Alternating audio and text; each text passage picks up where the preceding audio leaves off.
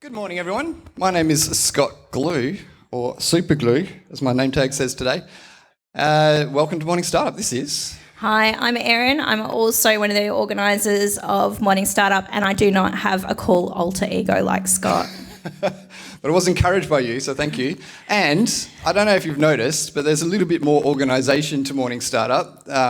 I didn't come last time, but this has been in place since then. And that's all thanks to the beautiful work from Erin, putting up, getting food that everyone can eat, not just people without dietary requirements, and signs and name tags, the whole lot. We've leveled up. Yeah, well done. I think she deserves a round of applause. Thank you very much, Erin, for bringing some organisation to this crazy meetup. All right, what do we do? Morning Startup, where our purpose in life is just to encourage and inspire entrepreneurship in WA. So hopefully you are entrepreneurial in some way or looking at getting into the startup space. Maybe you don't know where to start, just looking to network, whatever it might be. That's why we exist. So we want to try and get as many smart people under the same roof as often as possible, because that's where good things happen. I like the phrase startup curious. Startup curious. Yeah, I learned that recently. If you're startup curious, this is definitely the space for you. Nina, let's chuck that on the website. That's our new tagline.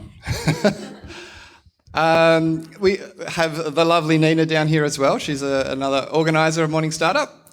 And Dave Newman, who's not here today, but you often see him around the traps as well. And we're all startup founders doing our own thing and doing this for the love. Yep. Shameless plugs and announcements. So I suppose who's new to Morning Startup this morning? Welcome. Fantastic. Lovely to have you here. So one of the important parts of being startup curious is being comfortable pitching and being ready to pitch anywhere, anytime. So as part of our morning announcements, we encourage you to tell us a little bit more about who you are and what you're doing. Can I convince one of the new people to give a shameless plug or an announcement? So just stand up, 20 seconds, who you are, what you're working on. Fantastic. Sweet. You will need the mic because we are live streaming this as well, just for the benefit of the live stream. Morning, everyone. So I'm Adam from Brio Brand and Culture. So we build businesses that people truly believe in and want to be part of inside and out. So that's aligning internal culture and external brand. So we reach across both employee experience and customer experience, ultimately aligning what businesses say with what they do. That's us. Nice. Excellent. What's the business name again? Brio. You got that. .com.au. .com. Very nice. Okay. Anyone else that I can... Who's brave enough to stand up, give a shameless plug? Could be anything, an event coming up, whatever you want to share with the startup community. Hello, everyone. Hello, everyone. Hello, Harry. Hi, Scott. My name's Harry. I'm from a company called Partner. I am the founder. If anyone here is looking for a co-founder, then please come talk to me after. That is my job. I connect founders with their future co-founders. Thank you. Fantastic. Who is looking for a co-founder? Hands up. Fantastic. All right. Great. All right. Who's next?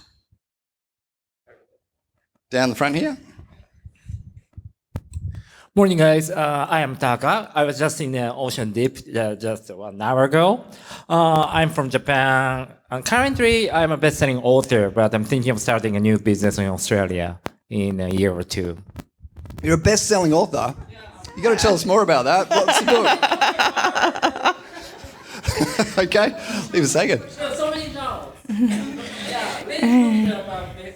Baseball. Baseball. Before tennis, soccer. So if we just Google baseball on Amazon, you'll come up as the... If you can read the Japanese, you can find me pretty easily. Okay, all right. All Very right. cool. Anyone else? Oh, beautiful. Good on you. Hi, my name's Lisa, and I do dance and music programs for people in aged care facilities and people with mobility issues. So my, I suppose, goal is to connect people as people age. The two barriers are loneliness and physical inactivity. So I try to address that through fun dance and music programs. So it's chair dancing Perth currently, but I'm about to rebrand to Jitterbug chair dancing. Fantastic. All right. We'll run a And I'll grab session this after one down this. here, and then I think we've got to move on. My name's Dan. I'm the co-founder of Wombi. We're a firm that helps you complain to your bank, superannuation firm, an insurance company. We use AI to match your issue with precedents from the Financial Ombudsman and give you strategies to actually complain. So we're a freemium service, and we're open and we don't collect any PII. Fantastic. Awesome. Feels like a good problem to solve, doesn't it? Yeah. Who likes dealing with that crap? All right. Shall we move on? One more? You want to do a quick one? Okay. I just signed up for this thing where we have to design our pitch, so I got to practice it. All right. I'm Sam Nelson, founder of Pleiades. I'm an environmental accountant. Basically, that's like when you take your messy receipts to the accountant and he has to sort them out. Companies have the same problem when they're working on reporting their environmental issues. So I'm focused mainly on big infrastructure projects where you have a lot of different people have to coordinate their information on the environment. Over a lot of different things, and I'm launching a software product to help people do that. How exciting. Good practice. Good. As Pleiades? Pleiades, cool. All right. Let's move on. So Founder Sundowner, first Wednesday of every month. We don't just do the morning event. We've also got a 5:30 p.m. after work drinks event, just really casual. Just rock up and pizzas are free, but you buy your own drinks and have fun.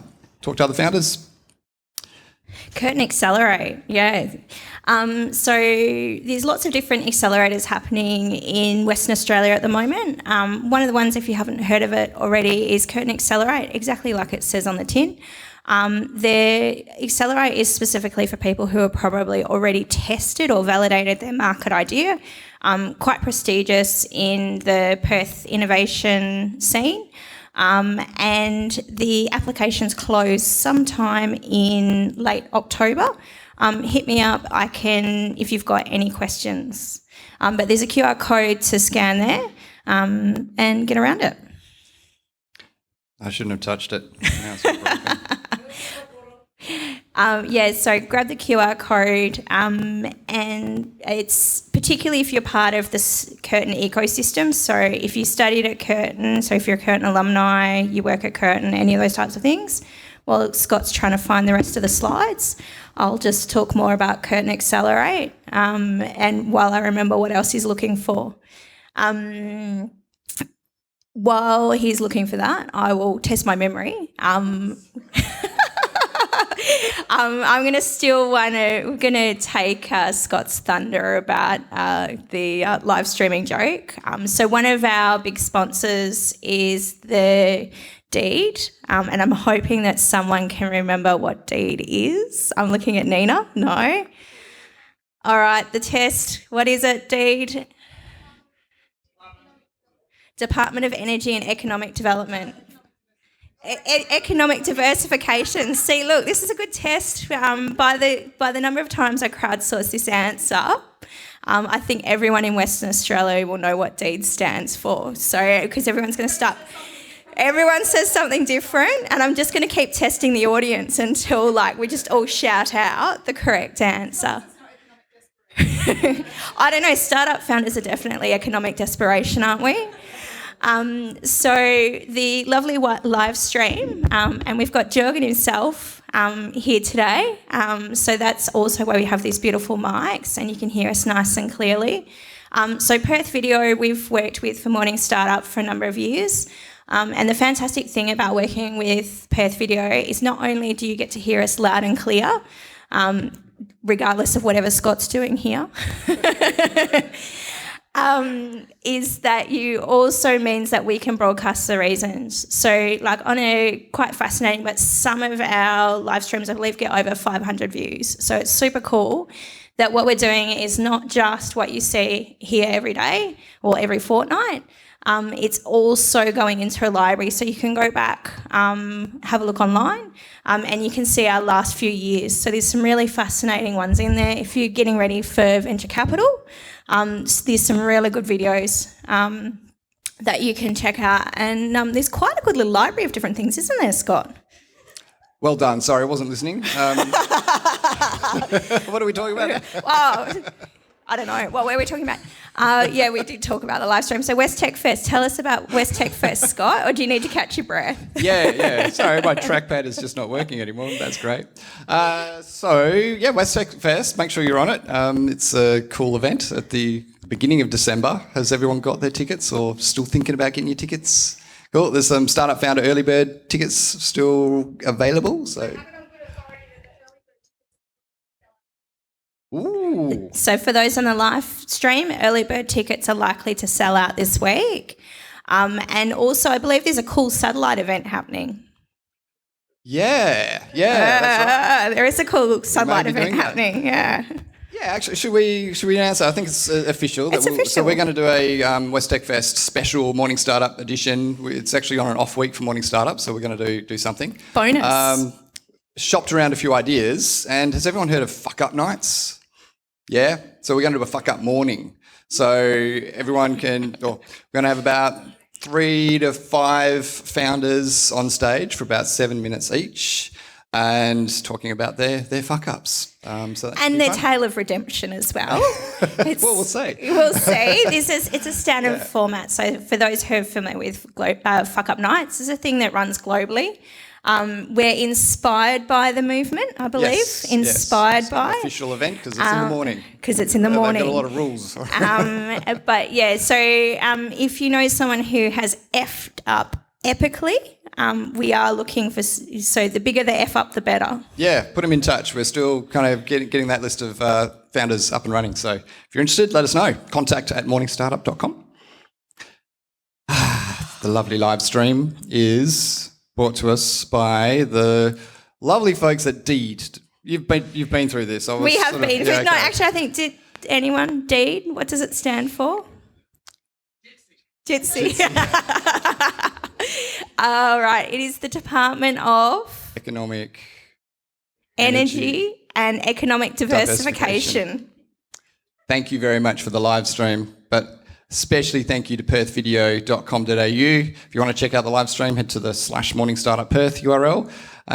We've also got all the past events of Morning Startup up there as well. So if you've ever missed one, check it out. Thanks to Jürgen and the lovely folks at Perth Video. If you need live streaming, man, he's just like set up all this equipment. Like the power's not working. So I said, I've got you covered. Here's a battery. Just plug into that. Awesome service. Ammo Marketing. So like the banner says behind Scott, they're specialists in marketing startups, but they also have a really cool podcast called Weird Growth. Check it out. Absolutely. Jack's not here today. Cool. Glenn. No 30 seconds of Glenn. So they're a IT recruitment specialist. They help you get a job, or if you've got talent, they'll help you get a good gig or find the right people for your company. So thank you, Beecham Group. They've been helping us out with our meetup fees. All of these sponsors that we go through, by the way, we're not actually earning money from them. They just help us with the food and the coffee and the meetup fees and all the stuff that goes on. Purpose Ventures. Oh, I am standing in the right place. Look at this. So Purpose Ventures is a relatively new fund to Western Australia. So check them out online if you're looking for funding. Yes, thank you, Purpose, for the coffee as well, and Everest Engineering. We do have Tom in the room. I saw him somewhere. There he is. Thank you very much, Tom. So Everest Engineering, they've got development resources. If you need to create that app, create your product, they'll also help you through that process. If you're not ready to start a product, they'll help you validate and all of those sorts of things, and they'll tell you no if you're not ready, which is fantastic. So thanks very much, Everest Engineering, for supplying the wonderful food at the back. And if you need more, go and have a chat with Tom. Space Cube. So the venue that we're in is Space Cube. They operate a number of different co-working spaces throughout Perth. So if you're in the market for a place to start up your company or grow your company, check out Space Cubed.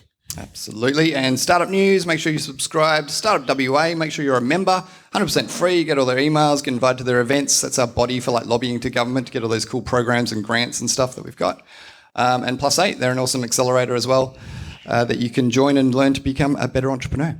Fantastic. So we've touched on a number of different incubators and programs happening in Western Australia. That is only just scratched the surface of what's available. If you scan that QR code, it's a really cool thing that's been put together by the lovely people at Mesh Points, and that will help you navigate all of the different things that are available in Western Australia for startup and scale-up people. Yeah, there's a little co-pilot thing on the app, and you can chat with it, say I'm in one of these industries, and they'll connect you to the right accelerator or partner program. Get in touch with us, especially slack.morningstartup.com. We've got a Slack group. It's still a bit of a ghost town. We try and generate a bit of conversation in there. There was some good Scott got some good dad jokes in there though. Yes, that's right. If you want to hear some dad jokes, at least go to slack.morningstartup.com. And, oh, crap, is that URL? I was playing with the new website and that URL might be broken at the moment. But, yeah, we'll see. True startup vibes, isn't it? I'm not sure. Anyway, get in touch with us if you want to join the Slack group and that's not working. And thank you for Nina for being the reason that we do have a website. Yeah, head to that's super cool. morningstartup.com and see if it's working. Well, it looks like it's not working. You can see that Morning Startup is by founders for founders, can't you? Yeah, it's working. All right. Oh, cool. look. I had to wait for some DNS propagation. Can we have a round of applause? That's super cool. Like, we have a website. Yeah, it doesn't just take you to Meetup anymore. After 12 years, are we real now that we've got a website? Yeah. We always had the domain, but it just redirected to Meetup, so it's great.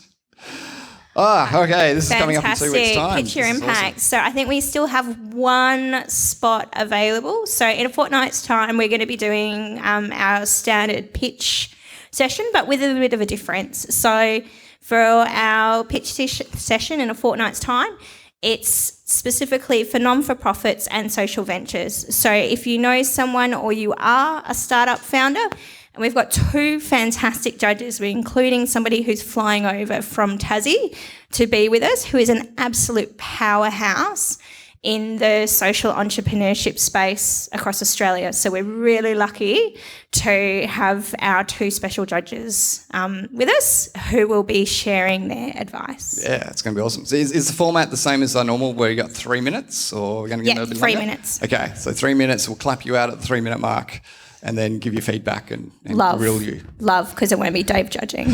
Correct. Fantastic. And that is formalities finally out of the way.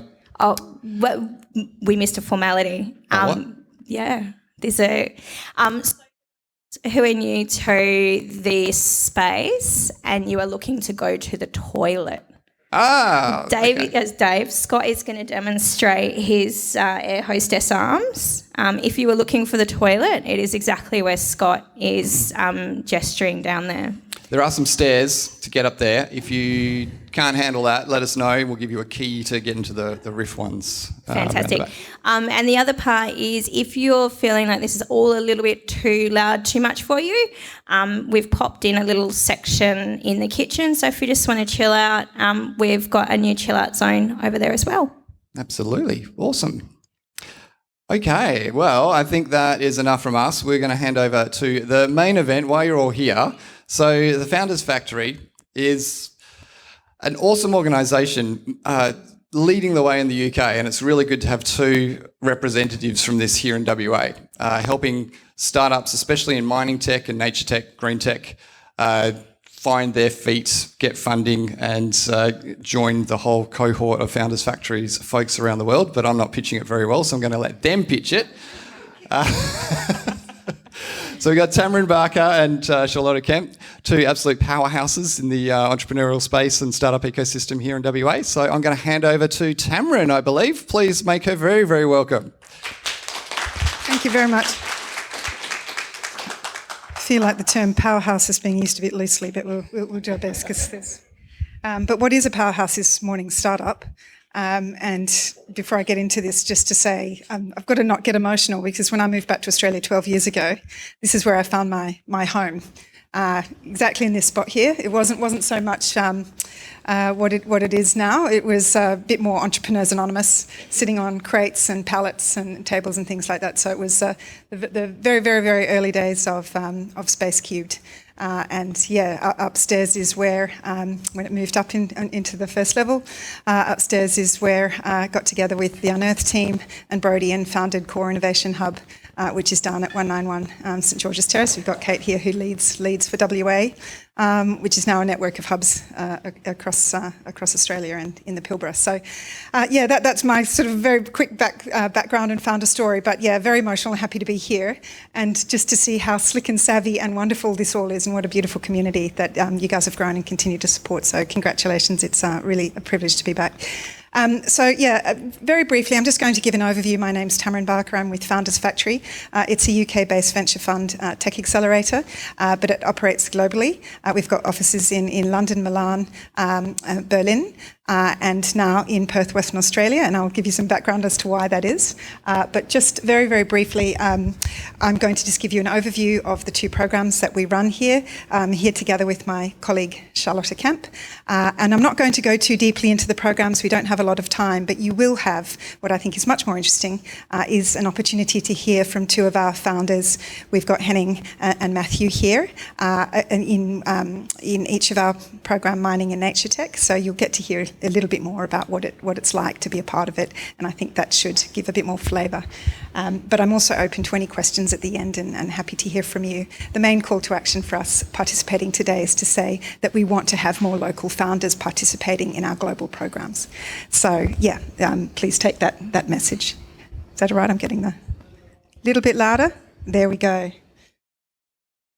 And here's the clicker. So I'm just going to stand here. So just by way of background from Founders Factory, it's, like I said, it's a UK-based tech accelerator. It's about 10 years old now.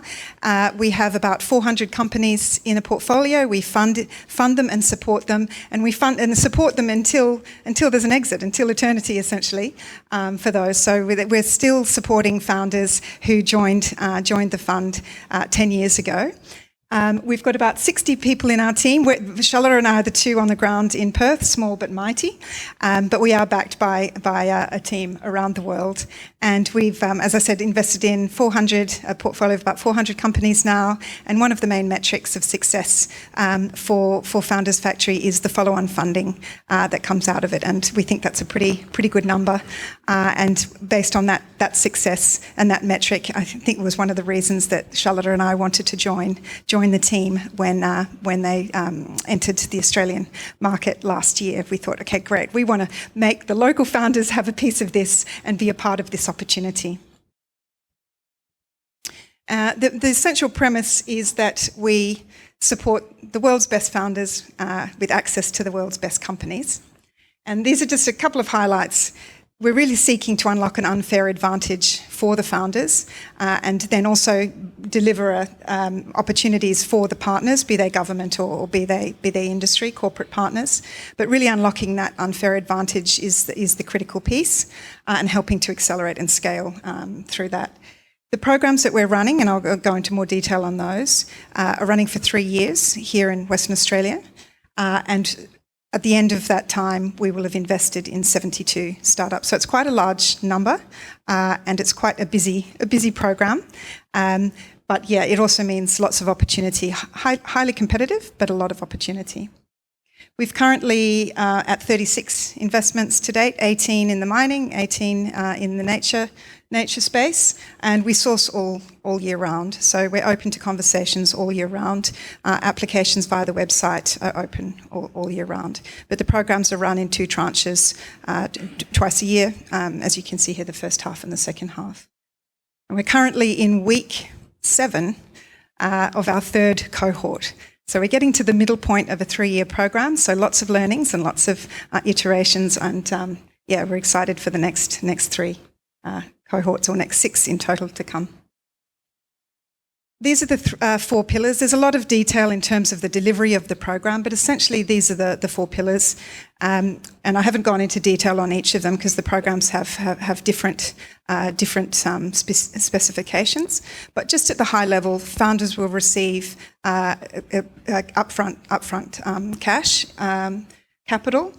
There's a very detailed operational program of excellence, which is essentially taking a set of 33 questions that the world's top 1% of founders would be able to answer, and working backwards from there.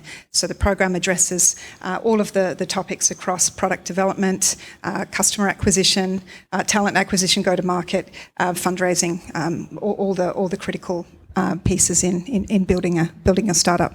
Is that better? Here we go.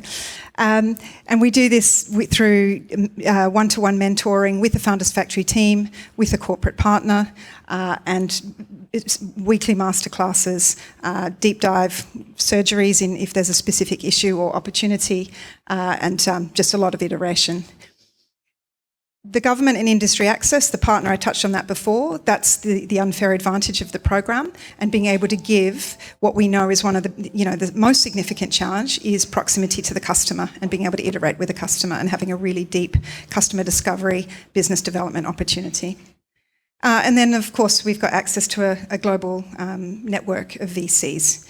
So I think that's something that really helps Founders Factory to stand out, is a very, very strong network in the US and in Europe, and now in Australia as well. So we've got two programs.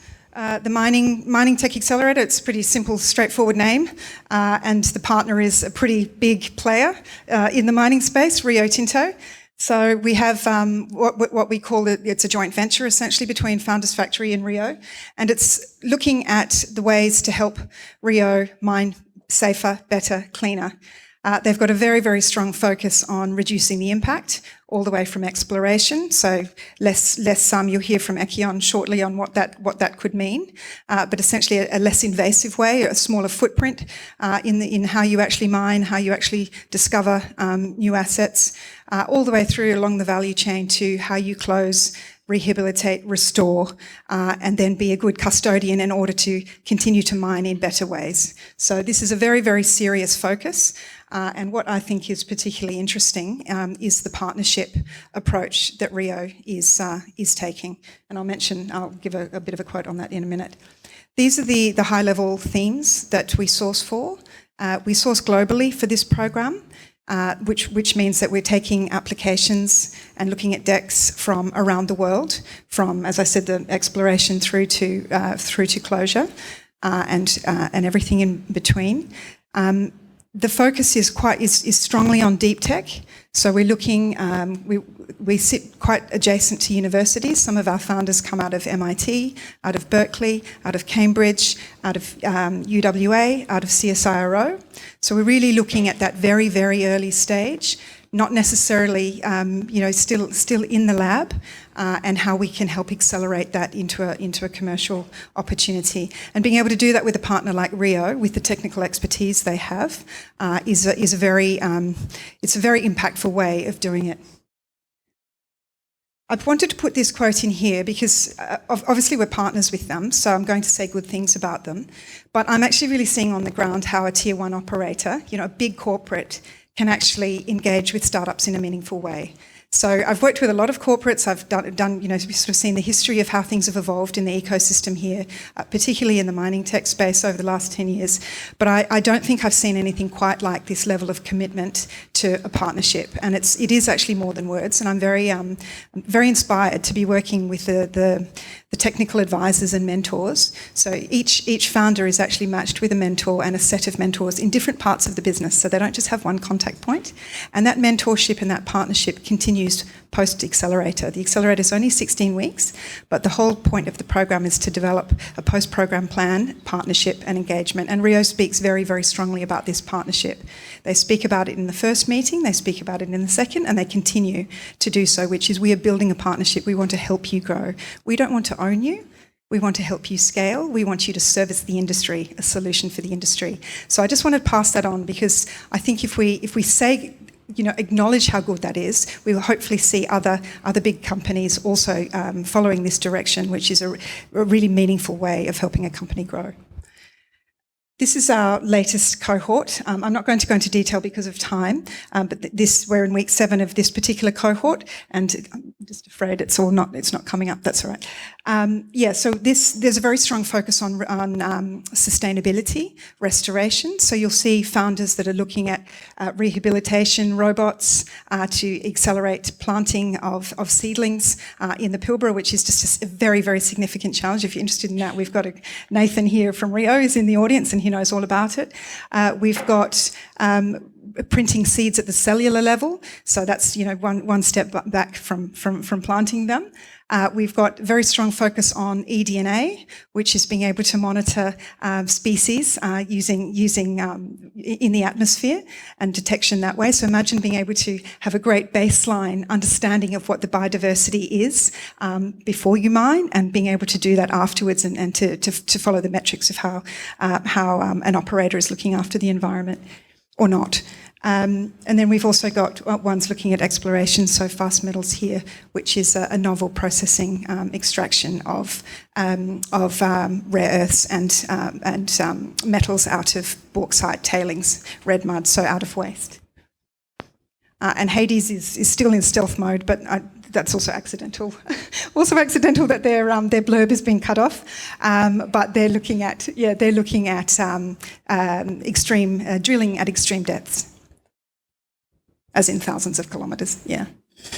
I move this up a bit. Is that better? Oh. I don't want to press escape. Now I'm going to...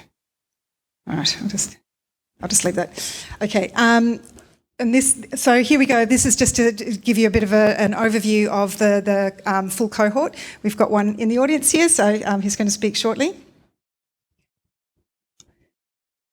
All right, I need help with this because I'm scared I'm going to... Yes. Me too. Oh. There we go. That's it. Fine. You did it. Well done. Thank you. And then just on to our Nature Tech program. So this is in partnership with the Western Australian Government. The focus here is very much on diversification, the D in the deed, or one of the Ds in the deed, and decarbonisation, and looking at the best ways of doing that through nature-focused solutions. And it's a very broad theme, which brings lots of opportunity. It might also make it hard to understand if you fit, so please do have a conversation with us about what that could mean. But the pillar here, and you might think, oh, it's a bit unusual doing a mining program and a nature program. What we're really trying to do, especially at Founders Factory, is try and connect opportunities between industry and nature. Both should be able to exist, and both should be able to support and service each other. And I think there's a lot of solutions in the nature space that are supporting doing better things in industry. You've seen just even from the mining tech cohort that there is a definite interplay, and especially big industrial businesses through the energy transition are actually needing nature positive solutions to be able to support them, and not just offsets, actually using and driving the way they do things. So that's the rationale behind having these two programs and running them concurrently.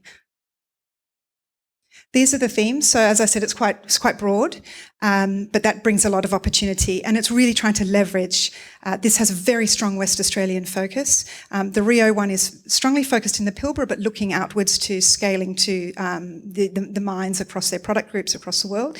The Nature Tech one is particularly focused in Western Australia, and we do want to have at least 3/4 of the founders should be coming from Western Australia. So that's a very strong opportunity.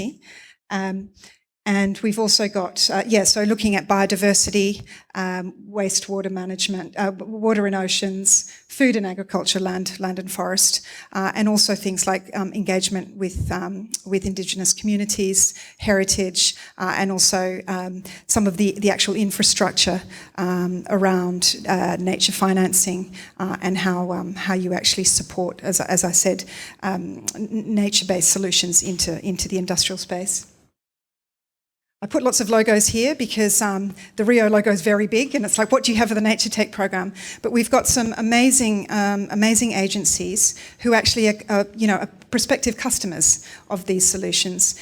One of the critical challenges in the nature space is the investability, or the uncertainty around the investability of venture backing or backing with venture nature solutions. So we want to make sure that we're also leveraging the government engagement, the Western Australian government's sponsorship of this program. To make sure that the agencies also, they know these are the solutions that they're working on, also in their R&D teams, and these are the sorts of problems that they're facing in ensuring that Western Australia remains and continues to grow as a world-leading hub of nature and beautiful oceans, beautiful forests, and beautiful flora and fauna. So we want to make sure that we're actually leveraging the custodians of that through the agencies, and they're being very supportive and very open and giving a lot of feedback and access to expertise as well. We also do connect with industry who is relevant as well, but I did just wanted to call out the Western Australian agencies. This is our latest cohort. Please go online and have a look. They're all profiled there. We've got insect waste management, the sale of fly larvae. Doesn't sound very exciting, but it is incredibly exciting, and it's changing the way that we can manage waste and be sort of in the circular economy. We've got seaweed, for Fremantle seaweed. Chris, who's growing Asparagopsis and is looking to scale that off our beautiful coast. I won't run through them all because I'm conscious of time. But we're also looking at fire prevention, and so we've got some of these founders are coming from overseas. And one of the exciting things is that they want to set up and set up operations in Western Australia. So that's another interesting call to action. I've mentioned Quenda already. That's a robotics startup that is looking at mimicking the natural movements of the little quenda, the marsupial, which it has a pattern of digging that creates natural ecosystems that create shade at a micro ecosystems that create shade, encourage little plants to grow, and it's essentially been nature's way of ensuring the viability of land. And it's just a very exciting way of using a nature-based pattern biomimicry with an autonomous robot that's solar powered that can just do this in the Pilbara and support some of the solutions that Rio is also looking at. This is our alumni to date across, so this makes another 18 in total. And yeah, just to flag that through the programs, we have a global partnership opportunity, access to customers. One of the main things that we focus on the Founders Factory side is access to customers globally and making those connections. We've got great founders, George Northcote and Henry Lane Fox. Some of you might know them from being the founders of lastminute.com back in the day. And so these people are committed to a methodology support of knowing that if you do these things, you can have a successful startup. So it's really exciting to have access to their networks as well, and the founders all do. Sorry, it's a bit... Here we go. And this is just to give a flavour that we've got a very, very strong, as I mentioned at the beginning, network of venture, of VCs, and I'm excited that we're contributing to this through the local VCs that we have here in Western Australia, and they're going from strength to strength as well. And I'm particularly interested in how they support our nature-based programming and the nature-based startups that we're supporting.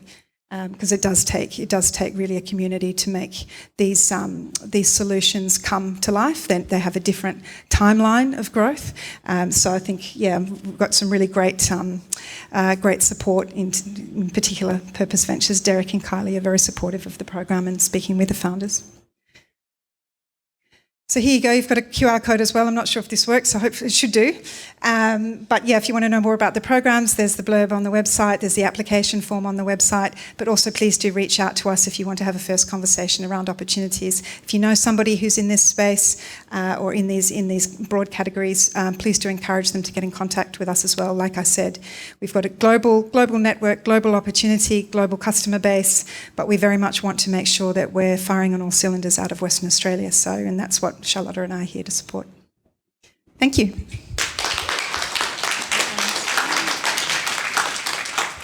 And now you get to hear from, I'm going to hand over to you for this, two of our founders and my colleague Charlotta. Thank you. Come up. Good morning, everyone. Can you hear me? I can hear you perfectly. Perfect. Great. We're very excited to be here. And I was going to give a description of your two startups, but I think it's much better that you do it yourself. But Henning Prommer from Ekion, co-founder of Ekion, one of our mining tech alumni startups, and Matthew Dodd, founder of EcoGas, one of our nature tech alumni founders. So I'll start with you, Henning, if you can describe your startup and the technology applications of your startup in a bit, maybe in 1 minute. Here we go. In 1 minute. Okay, so I'm Henning Prommer. I'm one of the three co-founders of Ekion. Ekion was started about 2 years ago. Before that, in my previous life, I've worked in a joint position as a research professor at University of Western Australia and at CSR. And in that work, I was mostly working on the environmental impacts of including mining. And we have had an idea a long time ago that we pursued in academia at a relatively slow pace. We had a high impact publication and people asked us, so what you're going to do with that idea? And we said, well, we don't know. And so we did that, brought us on the path to actually creating a startup. And so 2 years ago, we did create Ekion. And so our technology, if you know a little bit about mining, it's a very disruptive technology. So normally mining involves digging big holes and creating a lot of waste. Actually, it's mostly waste and a little bit of metals, for example, if you look for gold or for cobalt or copper. And our technology relies on a kind of a keyhole surgery approach that we do not dig up the ore body and hundreds of meters of overburden, but we drill holes, we apply an electric current directly in the ore body, and we use that electric current to transport chemicals through the ore body that liberate the metals, and we then collect the metals at a target reservoir and bring it to the surface. That's the short version. Hi, so my name's Matt, and I'm the founder of EcoGas. And similarly to Hemming, I also was based at UWA for the past 3 years, where I was a researcher in biogeochemistry. And so EcoGas it came about through conversations with industry. And believe it or not, there's actually a big shortage of CO2 for industry purposes. You wouldn't think that today everyone wants to get rid of CO2. But there is a dire need for it in things like your fizzy drinks, preserving food that's on the supermarket shelves. And so EcoGas looks to provide a renewable source of CO2. So currently, most CO2 comes from chemical plants, petrochemical plants, which is inherently non-renewable. And so EcoGas derives its CO2 from waste biomass. So we're kind of in the circular economy business. We take things like green waste from council verges or plantation residues, and we combust them and capture the CO2 through our process to generate that CO2 gas. And we're also working in the renewable energy space. So when we combust or use this biomass, we also generate a lot of renewable energy, which we can put into decarbonizing heating operations or anything that requires a lot of heat, which most industry processes do. So yeah, in a nutshell, we're a bioenergy carbon capture utilization company working in the circular economy space. Thank you both. So Matthew, the first question goes to you. Beyond funding, what specific type of support, like access to test facilities, mentorship, is most critical for you to advance your technology? Yeah, that's very relevant to what we're trying to do at the moment. Funding's great. With some of the funding we got from the Founders Factory, we were able to hire some engineering firms to do some of the detailed engineering that we can't do ourselves in-house. which was fantastic because we were able to basically verify our technology and the economic cost of producing the end product. And it's great to be able to sit down and be able to say, look, here's what we're going to do. And it pencils out in the end, and everyone is happy with the end product. But one of the biggest challenges for us was being able to test the technology. And so one of the pieces of tech that we're trying to test is the carbon capture from our biomass boilers. But it's very expensive if you just want to buy or build a biomass boiler to test your tech, right? So one of the challenges for us was being able to find like a site or a partner who could provide that that biomass flue gas that we can test our carbon capture technology with.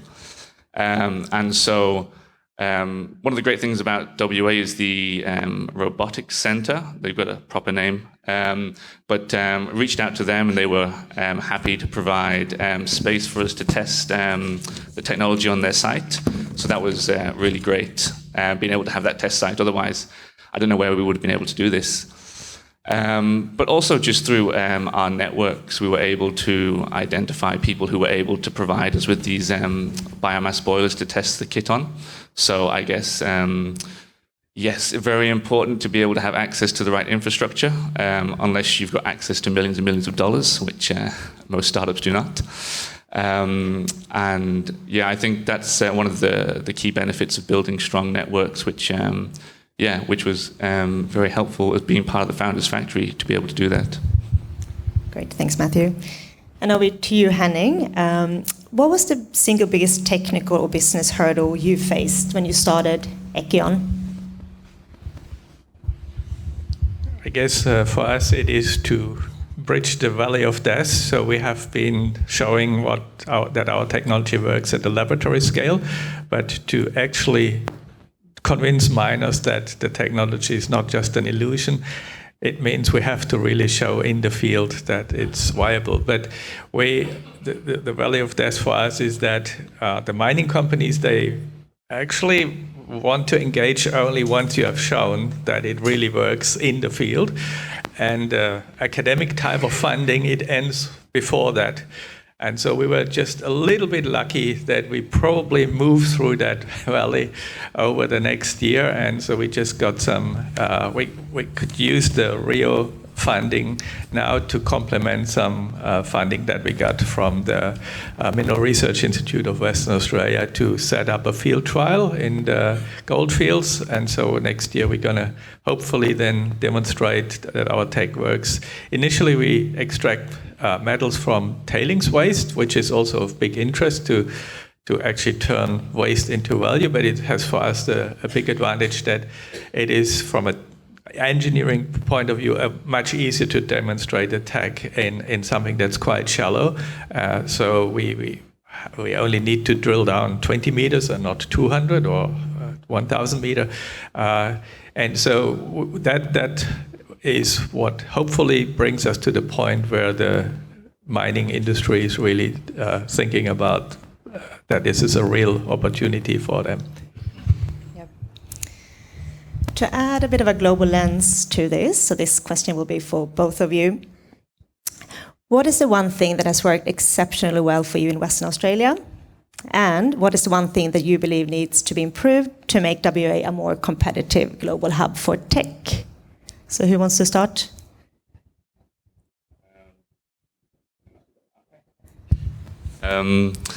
Yeah, I guess for WA being the small, tight-knit community it is, I've found that really helps with making the right connections a lot quicker than you would do if you were in a much larger environment. So that's a big plus point I've found.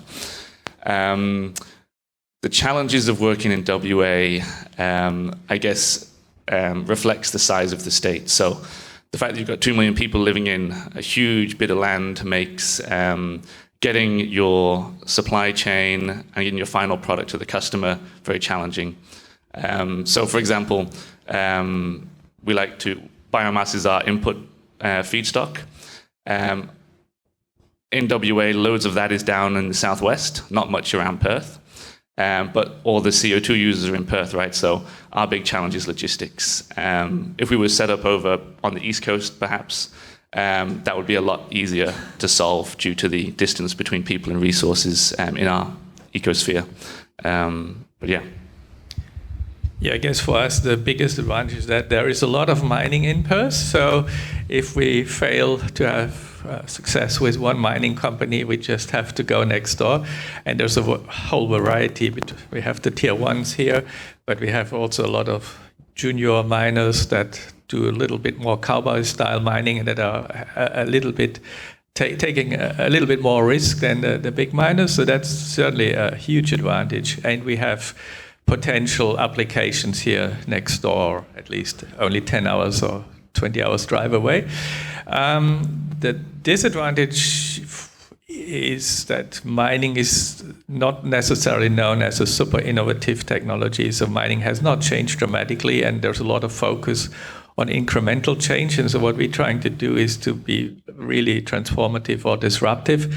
And that's not easy, but we're making progress. And to just put another plug for Founders Factory in here, and also for Rio, it has helped us a lot to, the program has helped us a lot to get access to people we normally didn't get access to. So when we started off, we talked to people, for example, in Rio, and they said, well, there's nothing wrong with mining, so what do you want? and through the program, we had access to high up to the innovation leaders in Rio, and we can see they have a much more long-term perspective than what we have seen before. I guess encouraging corporations to be more innovative and work closely with startups would be an improvement. So thinking back to your time in the Accelerator, Founders Factory Accelerator program, was there an aha moment where, a moment or piece of advice you received that changed your approach to your business, or something there kind of changed your way of doing things? Yeah, I guess so. What we had to learn along the way. I'm all the three of us co-founders. We're not coming from a mining background, so we're quite naive, which has probably helped us to come up with that idea at all. That because people in mining would probably not have the kind of technical background that was needed to develop this idea. But what we had to learn is that it's not only about the technology, but also to make that economically viable. And we were faced a lot with the problem that the miners want to have a quick return, and they want to show us that we can make profits within a very short time. And so in the Accelerator program, as I said, we had access to people who were thinking a lot more strategically. And so when we felt that pressure to say, well, we need to be economic within 2 or 3 years, then the moment when we got told, just relax.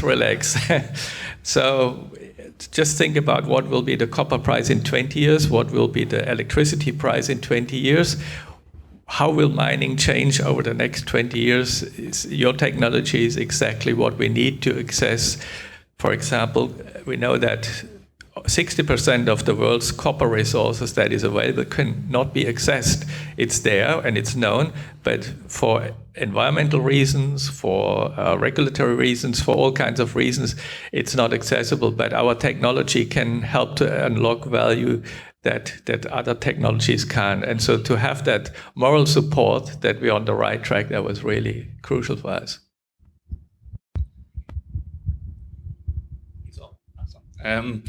Yeah, for me, I think some of the sessions we had, like we had one session where we had a number of local VC companies give a presentation, and getting to hear about their strategies, their take on the market and where the market's going, I thought was very valuable to understand what they're looking for in companies they invest in, because it saves you a lot of time talking to the wrong people.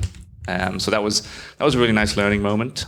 But also things like we had some masterclasses on customer acquisition, which were I'm not a salesperson, so learning about all these different tactics and strategies to get the next customer was like, oh wow, yeah, great to know that. Yeah.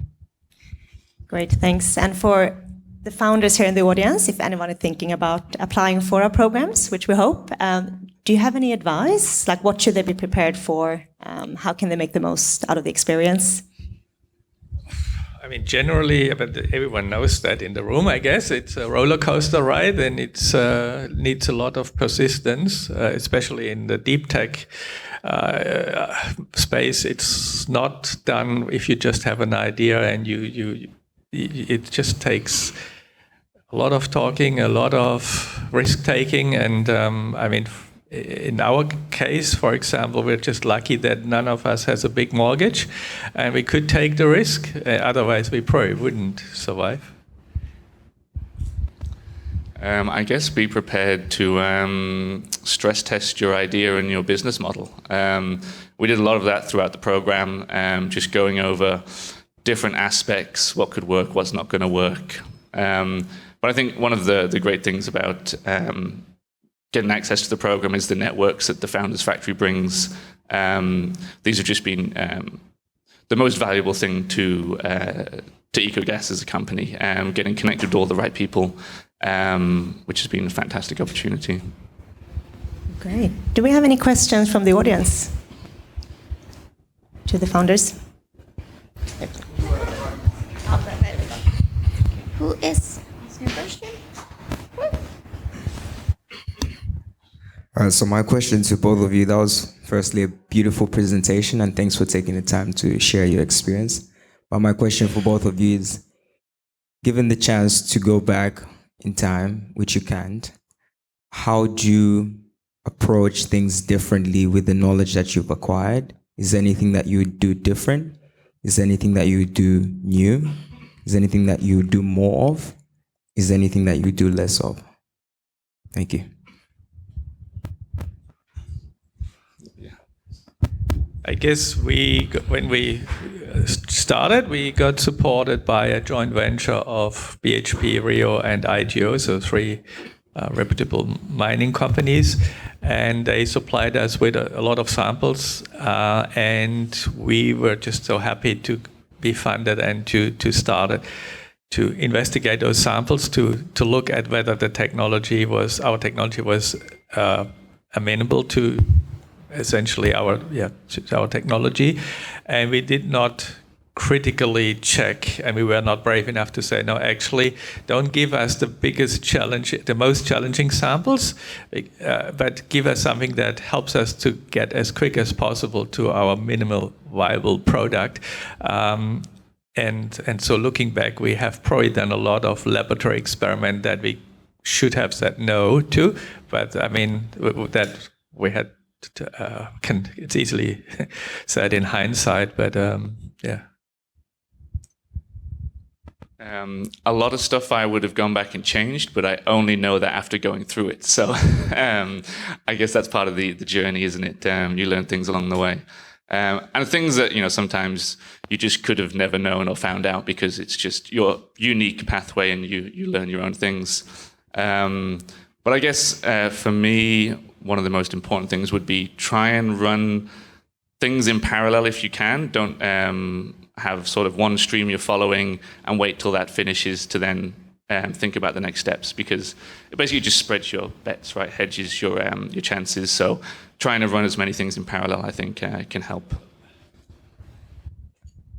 Well, that was not necessarily the advice we got along the way, but we also do spread our bets for sure. That helps. Just over here. Good presentation, thank you. As founders, do you both think about what an exit looks like? I mean, everyone talks about the doing, the here and now, the getting there. But have you thought about an exit? And if you have, what are the sort of things keeping you up at night that stand in the way of getting there? So what are the biggest hurdles you find? If you haven't thought about it, that's fine. But are you thinking about the next sort of 3 to 5 years? What does it look like? And what does it look like with you not doing this anymore? I guess in our case, we're thinking about it, but it's a long way, so I guess we will not exit very quickly. I guess in my case, it will be the age that will limit my involvement. And but what we actually figured out as part of our journey is that to get the most value out of what we do is we have to become miners. So we have to actually not necessarily just sell our technology to others, but we have to go and buy or start our own mines. But it sounds a bit crazy if we're just three little guys to stand up in front of Rio or so and to say, okay, we're going to become miners. But eventually that would be the best way. But of course, we don't have the skills at this moment to do that. But as we grow, we have just to collaborate and with a lot of people, get a lot of talents involved in that, and then hopefully we'll be the guys who make others the Kodaks. It's a question that has different answers depending on who you ask about exiting.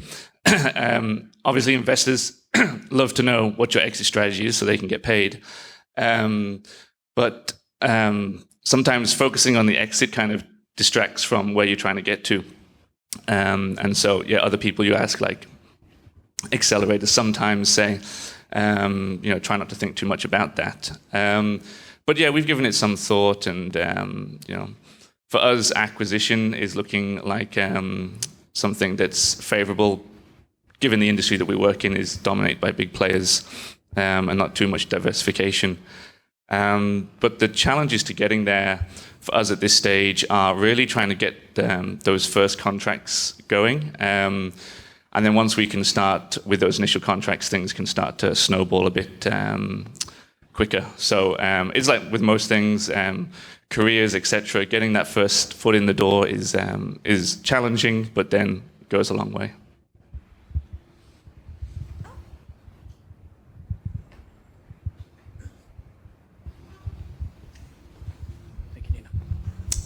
This was a question more so for you, Dr. Dodd.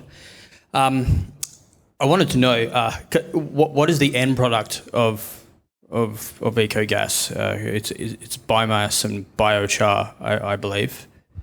Yeah. So the end product would be a food grade CO2, which you can use in your food and beverage products.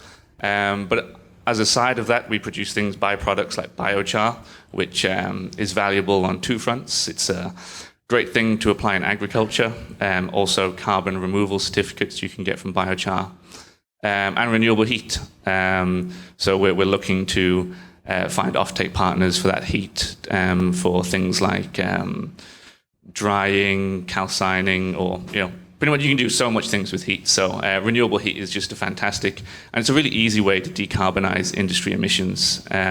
Often it can be cheaper than using natural gas, and you decarbonize. So it's like a 2-for-1 win. So that's what we're about. And are you guys using forest product waste? Are you using trees, offcuts, things like that? Yeah, so our first sort of priority is green waste. So the councils around Perth produce loads of green waste, and that's a really great sustainable feedstock for our process. But also the Forestry Products Commission, one of their biggest challenges, believe it or not, is they don't have people to take the waste, sort of branches, trees, twigs, etc., when they're trying to thin the forests for ecological purposes like fire prevention or forestry management. So we're hoping to help them by off-taking that waste so they can go about their ecological restoration programs. I think we have time for one more question. That's it. Thanks. Hey, that was really interesting. Thank you very much. Probably a question for you, Henning, is you mentioned that you had naivety as you weren't a miner. Could you maybe speak to the value of being naive and not falling into a traditional way of thinking? So I imagine that there would be a lot of value there, having a fresher approach. And what challenges do you have from industry in regards to that? Yeah, I guess if we had known how traditional the mining industry is, we would probably not have tried to go down that pathway. When I say naive, I meant also that in a technical sense, we had skill sets that were not compatible with mining. Or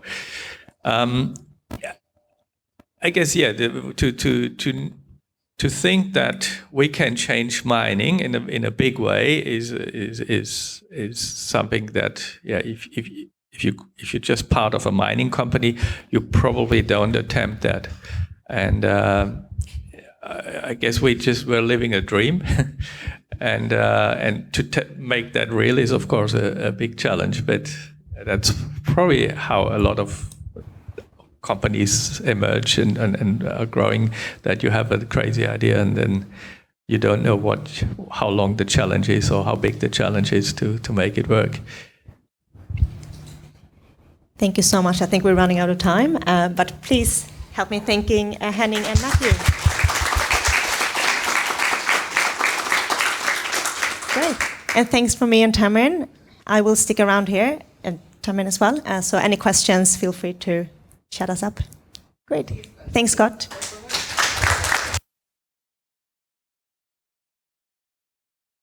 There we go. Thank you so much, Charlotta and Hemming and Matthew and Tamryn.